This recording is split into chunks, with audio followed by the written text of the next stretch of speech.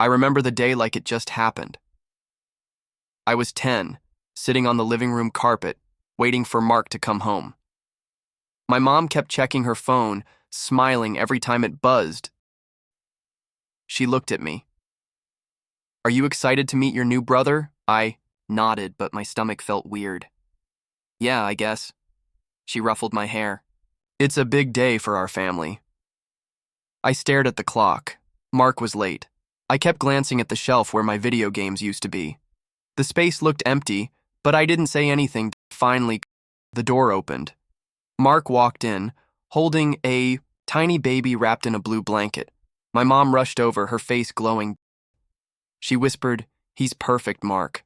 Mark smiled at her, then looked at me. "Hey," I stood up. "Hi, Mark. Hi, Noah." He nodded, barely glancing at me. "Your brother's finally here." I tried to peek at Noah, but Mark turned away, showing him to my mom. She cooed, "Look," at his little hands.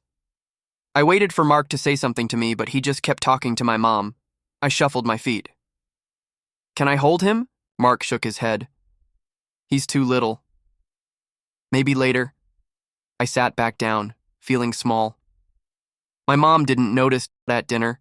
Mark sat at the head of the table, Noah in a carrier next to him. My mom kept fussing over the baby, barely touching her. Food. I tried to get Mark's attention. "Did you see my drawing on the fridge?" He didn't look up. "Not now." I pushed my plate away. "Where are my games?" Mark shrugged. "I put them away. You're getting older. You don't need to play all the time." I frowned. "But they're mine." He didn't answer. My mom glanced at me, then looked away. I tried again. "Can I have them back?" Mark's voice was flat. "No, you need to focus on school, not games." I stared at my plate, my appetite gone. My mom reached over and squeezed my hand, but she didn't say anything. After dinner, I went to my room. I heard Mark and my mom talking in the kitchen. Mark's voice was low. "He needs to grow up. Noah's here now." My mom whispered, "He's just a kid, Mark." He sighed.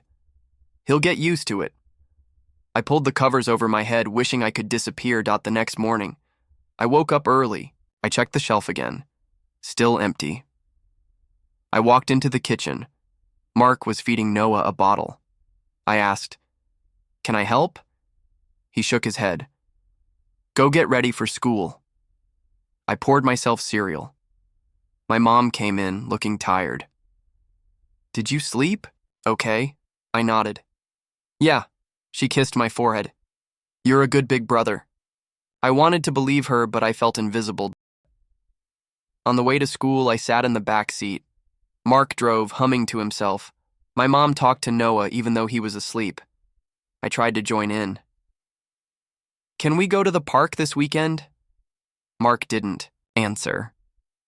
My mom said, "We'll see, honey." At school, I watched other kids talk about their families.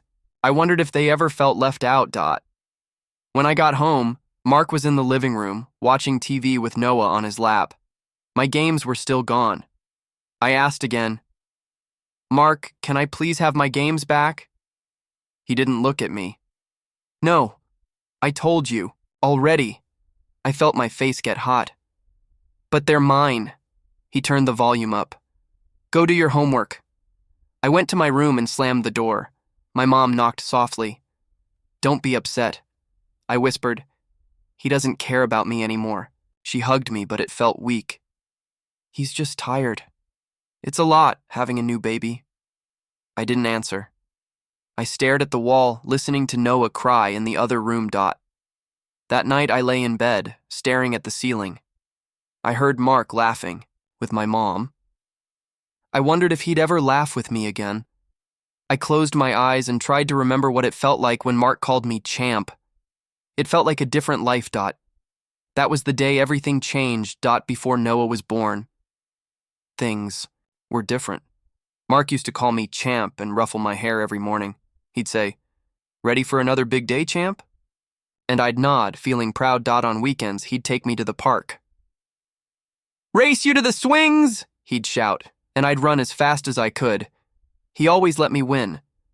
We'd sit on the grass, eating ice cream, and he'd ask, "What do you want to be when you grow up?" I'd grin. "A superhero." He'd laugh. "You already are, kid." At night, he'd read me stories. "One more chapter?" I'd beg. He'd smile. "All right, but don't tell your mom." My mom worked late most nights. She'd come home tired, but she always kissed me goodnight. "You're my little star," she'd whisper. Sometimes, I'd wake up and find Mark asleep on the couch, TV still on. I'd cover him with a blanket. He'd open one eye and say, "Thanks, buddy." I tried hard to be the perfect stepson. I cleaned my room, finished my homework, and helped set the table. Mark would notice. "Good job, champ. You're growing up." But sometimes I felt left out, like when Mark's parents visited. They'd bring him coffee and talk about their real grandson. I'd sit quietly, hoping someone would ask about my day. Aunt Lisa always noticed. She'd pull me aside and whisper, "You okay, kiddo?" I'd shrug. "Yeah, I'm fine." She'd look at me serious. "You know you can talk to me, right?" I'd nod, but I never really did. I didn't want to cause trouble. One afternoon, Aunt Lisa took me for ice cream. "You seem quiet lately," she said. I poked at my cone. "Mark's parents don't like me much," she frowned. "That's not true. They just don't know you yet." I looked at her. "Do you think Mark likes me?" She squeezed my hand. "He loves you. He just doesn't always show it." I wanted to believe her. I really did. At school, I'd brag about Mark. "My stepdad's the best," I'd tell my friends. He taught me how to ride a bike. At home, I'd draw pictures for him. "Look, Mark, it's us at the park." He'd put them on the fridge. "Nice work, champ." I remember one night, lying in bed, listening to Mark and my mom laugh in the kitchen. I felt safe. I thought, this is what family feels like. I had hopes too. I hoped Mark would always be proud of me. I hoped my mom would have more time. For us. I hoped I'd never lose this feeling. But deep down, I was always a little scared. Scared that if I messed up, it would all go away. I tried to be perfect. I tried to be enough. After Noah was born, everything started to change. Mark stopped, calling me champ. He'd walk past me in the hallway, eyes on his phone, Noah in his arms. One Saturday, I ran up to him. "Mark, want to go to the park?" He shook his head. "I'm busy with Noah. Maybe next time." I waited for next time, but it never came. On my birthday, I woke up early, excited. I ran to the kitchen. Mark was feeding Noah. My mom was half asleep at the table. I grinned. "It's my birthday." Mark didn't look up. "Keep your voice down, the baby's sleeping." I looked at my mom. She smiled weakly. "Happy birthday, honey." I waited for Mark to say something, but he just wiped Noah's mouth and turned away. At breakfast, Mark made pancakes, just for Noah. I reached for one, but he pulled the plate away. "These are for your brother. There's cereal in the cupboard." Poured myself cereal, trying not to cry. Later, Mark's parents came over. They brought a big gift for Noah and a card for me. Mark's mom smiled at Noah. "Our little angel." She glanced at me. "You're getting so tall." I forced a smile. "Thanks." They took pictures, Noah in Mark's lap, my mom beside them. I stood at the edge, waiting for someone to call me over. No one did. I tried to get Mark's attention. "Look, I got an A on my math test." He nodded, eyes on Noah. "Good job." Wanted more. I wanted him to be proud. At dinner, I asked, "Can we play video games after?" Mark shook his head. "I'm tired. Maybe another day." My mom was always tired too. She'd say, "I have to feed the baby," or "I need a nap." I started eating alone, doing homework alone, watching TV alone. One night, I heard Mark talking to his parents in the living room. "Noah's growing so fast, he's my real boy." His mom said, "He's lucky to have you." I pressed my ear to the door, hoping to hear my name. I didn't. Aunt Lisa noticed. She called me one afternoon. "You sound down, kiddo." I shrugged. "Just tired." She said, "Want to come over this weekend?" "We can bake cookies." I smiled. Yeah, I'd like that. She picked me up Saturday morning. In her car, she asked, "Everything okay at home?" I stared out the window. Mark's busy with Noah. Mom, too. She squeezed my shoulder. "You know I'm always here, right?" I nodded. "Yeah." We baked cookies, watched movies, and she let me talk about anything. I told her about school, about my friends, about how Mark never played with me anymore. She listened. "That's not fair to you," I shrugged. "It's just how it is now." Back. At home, I tried harder. I cleaned my room, helped with chores, even tried to make Noah laugh. Mark barely noticed. One night, I asked, "Mark, do you want to see my drawing?" He glanced at it. "Later." He never did. I started to feel invisible, like I was fading out of my own family. Aunt Lisa hugged me goodbye that Sunday. "You matter, okay? Don't forget that." I nodded, but I wasn't sure I believed her. The distance kept growing, and I didn't know how to stop it. I came home from school, dropped my backpack by the door, and headed straight for my room. The first thing I noticed was the empty shelf. My games, my books, even my favorite action figures, gone. I spun around, heart pounding. "Mom?" I called. Out. She poked her head in from the kitchen. "What's wrong?" I pointed at the shelf. "Where's all my stuff?" Before she could answer, Mark walked in, holding a cardboard box. "Looking for these?" I stared at the box. "Why did you take my things?" He set the box down. "You're too old for this stuff now. It's time to grow up." I shook my head. "But those are mine. You can't just take them." He crossed his arms. "You don't need them anymore. Noah can have them."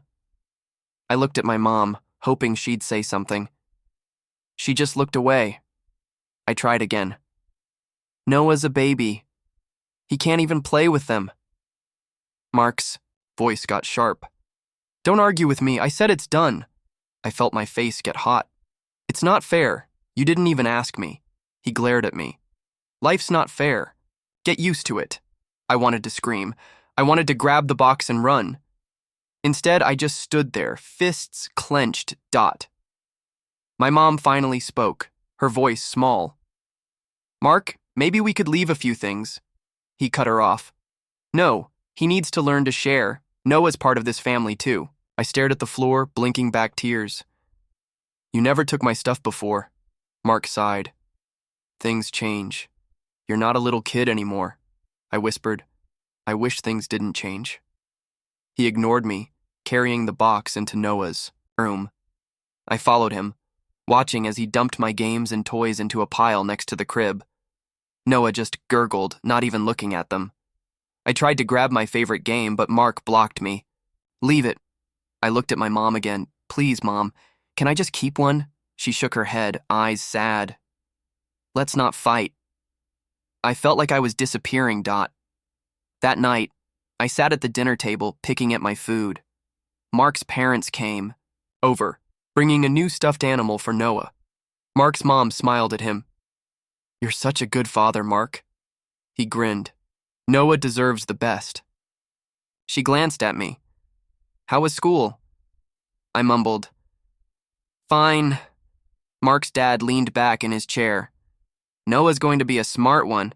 Takes after his dad." Mark laughed. "He's my real son, after all." I felt the words hit me like a punch.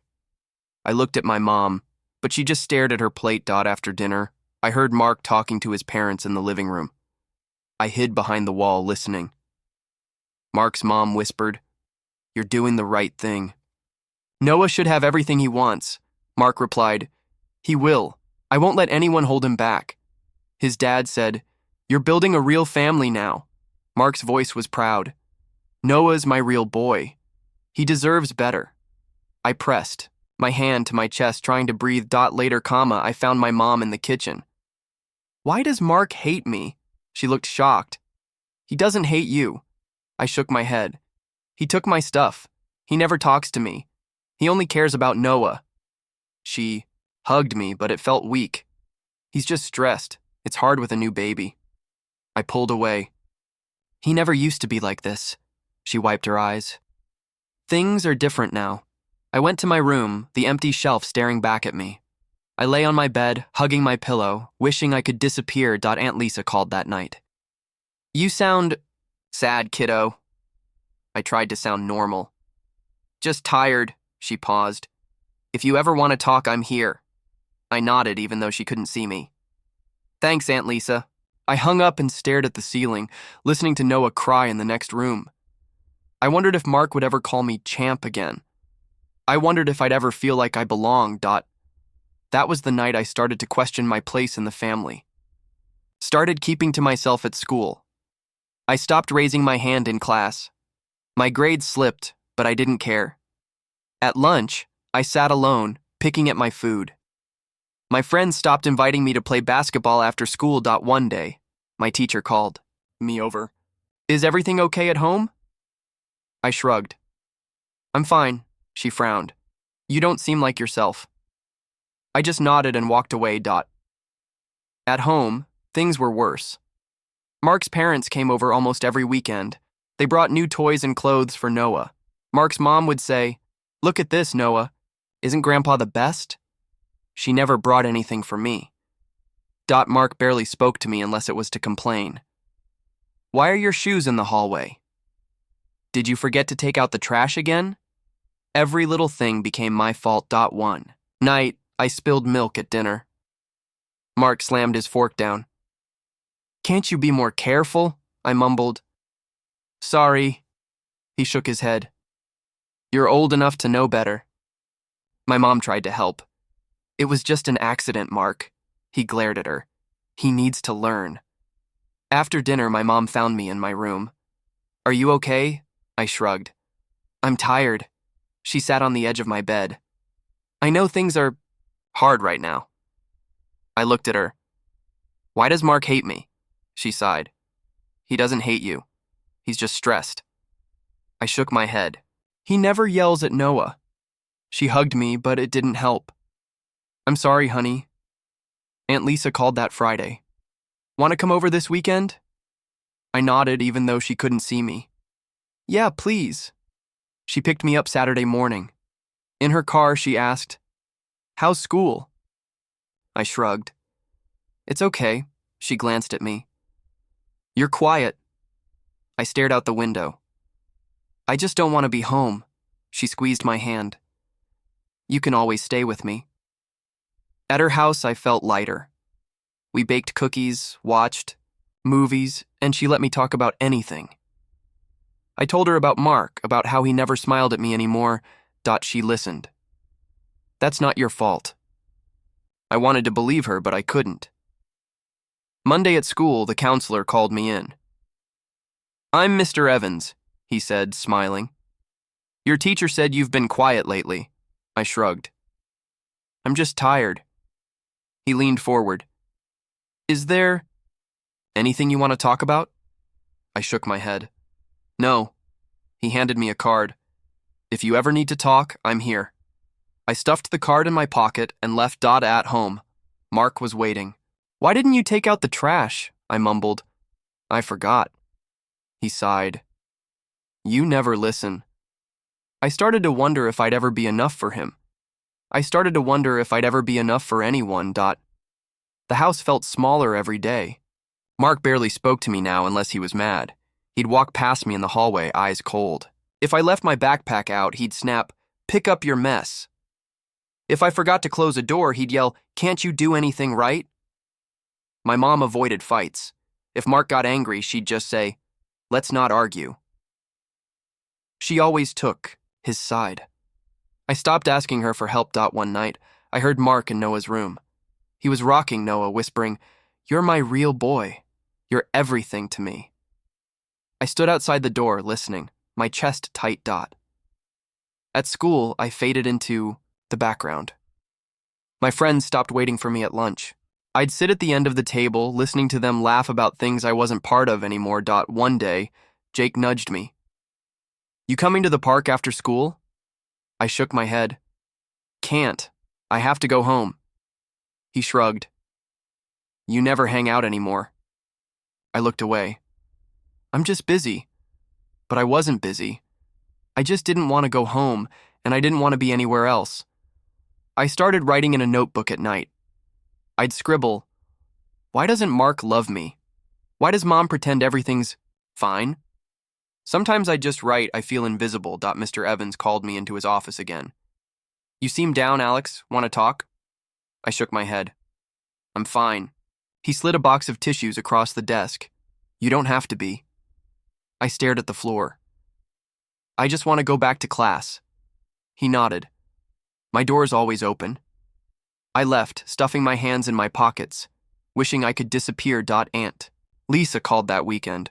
"How's my favorite nephew?" I tried to sound cheerful. "I'm okay." She paused. "You don't sound okay." I shrugged, even though she couldn't see me. "It's just school." She was quiet. "You know you can talk to me, right?" I nodded. "Yeah." She sighed. "I wish you'd let me help." I wanted to tell her everything, but the words stuck in my throat. At home, Mark barely looked at me. If I tried to talk to him, he'd grunt or ignore me. My mom would say, "He's tired, don't bother him." One night, I left my journal open on my bed. My mom walked in, glanced at the page, and closed it without a word. I whispered, "Did you read it?" She shook her head. "You should get some sleep." I rolled over, facing the wall. The next day, I watched Mark lift Noah into the air, laughing. "That's my boy," he cheered. I stood in the doorway, hoping he'd look at me. He didn't. I started to believe I really was invisible.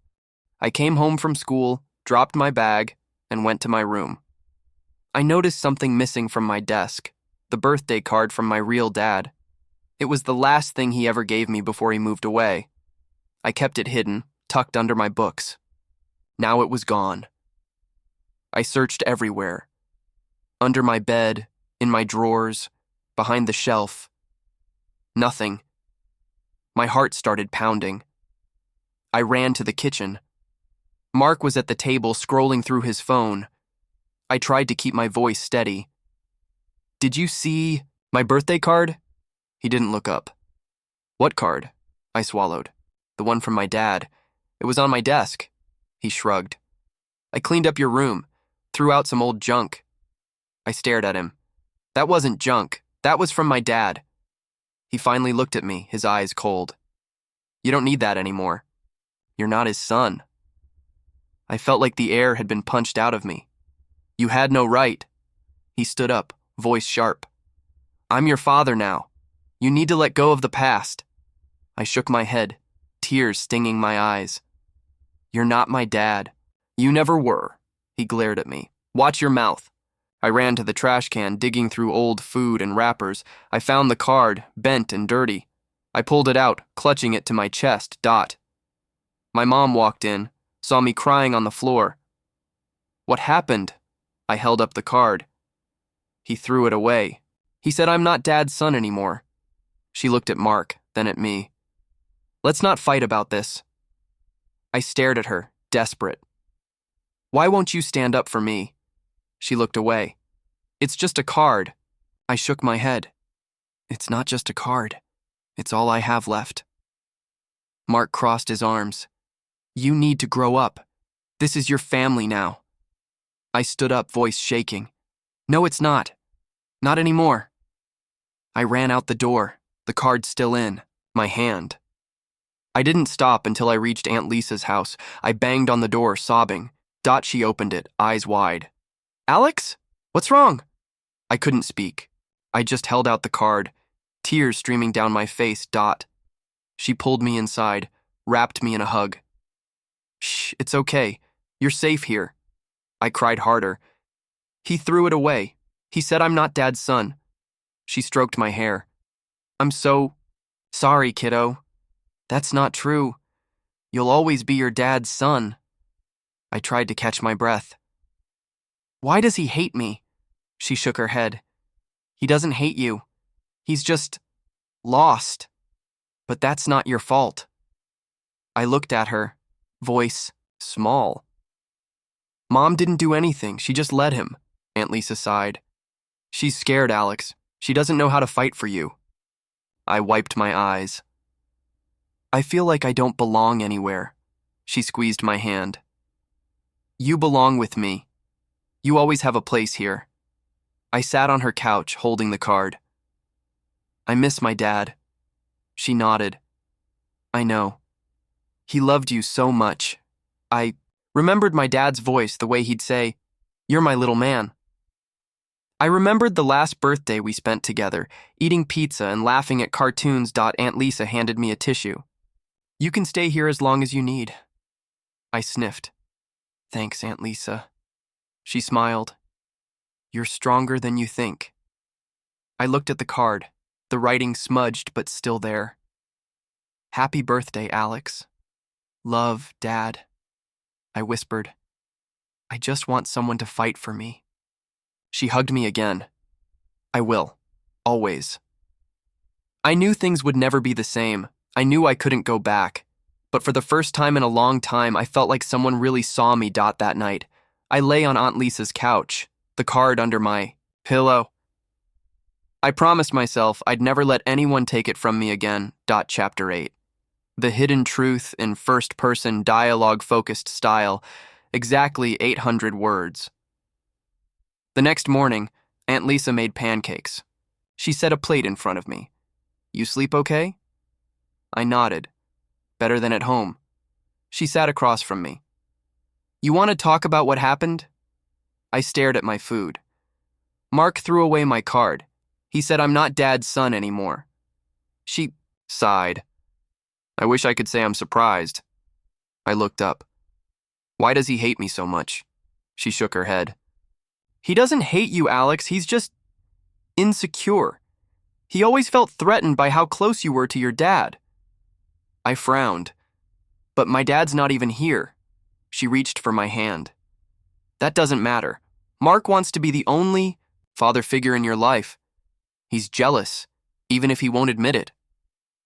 I thought about all the times Mark got mad when I mentioned my dad. He never used to act like this. Aunt Lisa nodded. Things changed when Noah was born. Mark started, worrying you'd love your real dad more than him. He took it out on you. I felt a lump in my throat. Why didn't Mom stop him? She looked sad. She's scared, Alex. She's always been afraid to stand up to Mark. She thinks keeping the peace is better than fighting. I shook my head. It's not fair. I feel like I'm the only one who cares. She squeezed my hand. You're not alone. I care, and I always will. I tried to smile. Thanks, Aunt Lisa. She smiled back. You're stronger than you know. Later that week, I went back to school. Mr. Evans called me into his office. How are you doing, Alex? I shrugged. Okay, I guess. He leaned forward. Your teachers are worried. You've been quiet.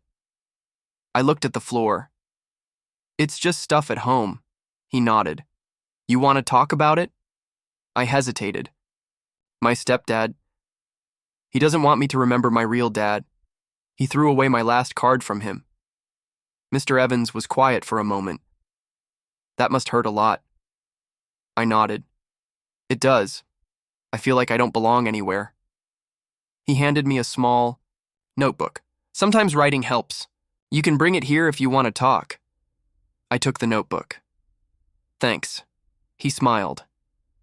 You're not alone, Alex. There are people who care. I left his office, feeling a little lighter. That night, I wrote in the notebook. Mark's not. Mean because of me? He's scared. Mom's scared too. I can't change them, but maybe I can change how I see myself. Aunt Lisa called before bed. How was school? I told her about Mr. Evans. He gave me a notebook, said I should write things down. She sounded proud. That's a good start, I asked. Do you think I'll ever feel normal again? She was gentle. Normal is overrated. You just have to find your own way. I smiled. I'll try. She said, I believe in you. I hung up, looking at the notebook in my hands. For the first time, I felt like maybe I could be okay, even if nothing else changed. Chapter 9. The power shift in first-person dialogue focused. Style, exactly 700 words. I stopped trying to win Mark's love. I started focusing on myself, school, art, and weekends with Aunt Lisa. She signed me up for an art class at the community center. The first day, I met Jamie. Jamie grinned at me. "You like to draw too?" I nodded. "Yeah, it helps me think." She showed me her sketchbook. "I draw when I'm mad, or bored, or just anything." I smiled. "Me too." We sat together every class, trading pencils and ideas. Jamie made me laugh, even on days I felt heavy. At it. Home, things changed. Mark lost his job. He stomped around the house, snapping at everyone. His parents stopped visiting. My mom tried to act normal, but I could see the worry in her eyes. One night, she knocked on my door. "Can we talk?" I shrugged. "About what?" She sat on my bed. "I know things have been hard. I want to be closer to you." I looked away. "It's a little late for that."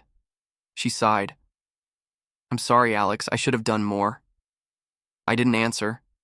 I just stared at my sketchbook. She touched my shoulder. "I'm proud of you, you know." I shrugged again. "Thanks." After she left, I texted Aunt Lisa. "Mom wants to be close again. I don't know how to feel." She replied, "Take your time. You don't owe anyone anything." I started spending more time with Jamie.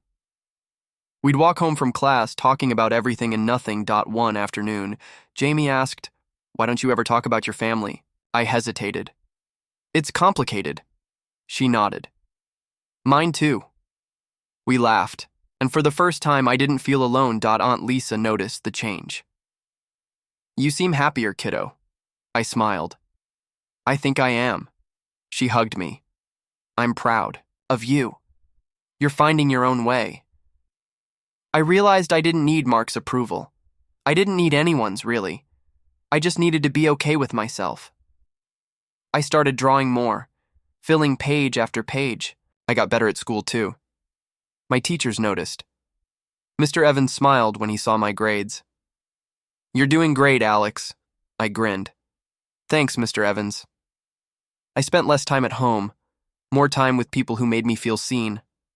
I stopped waiting for Mark to notice me. One night, I looked at my reflection and whispered, "I'm enough." For the first time, I believed it. Years have passed. I sit by my window, watching the city lights flicker. My phone buzzes, Aunt Lisa checking in as always. She asks, "How's life treating you?" I smile. "Better than I ever thought it could." She laughs. "You sound good, Alex." I nod, even though she can't see me. I am. I really am. Sometimes I visit her on weekends. We drink coffee, talk about art, and laugh about old times. She always says, "You made it, kiddo." I see my mom every now and then. She tries to act like nothing happened. Mark is still there, quiet and distant. We talk about the weather, about Noah, about nothing that matters. Noah's older now. We cross paths sometimes, but we're strangers. He calls Mark Dad and barely looks at me. I don't blame him. We grew up in the same house but lived in different worlds. One afternoon, my mom asks, "Do you ever think about coming home? More?" I shake my head. "I have my own life now." She sighs. "I miss you." I look at her, gentle but honest. "I miss who we used to be." She doesn't answer. She just looks away. I walk through my old neighborhood sometimes, past the park where Mark used to race me to the swings. I remember the boy who wanted so badly to be called Champ. I'm not that boy anymore. Jamie and I still talk. She sends me pictures of her sketches, and I send her mine. She always says, "You're braver than you think." Aunt Lisa hugs me tight every time I visit. "You found your own happiness, Alex. I'm proud of you." I smile. I learned from the best. At night, I sit by my window, notebook in hand. I write about the past, about pain, about hope. I write about surviving. I'm not angry anymore. I don't need Mark's love, or my mom's approval, or anyone's permission to be happy. I built my own life, piece by piece. I whisper to myself, "I made it." I look out at the world, knowing I'll never let anyone take away my happiness again. Sometimes, the only justice is learning to find happiness in places no one can take from you.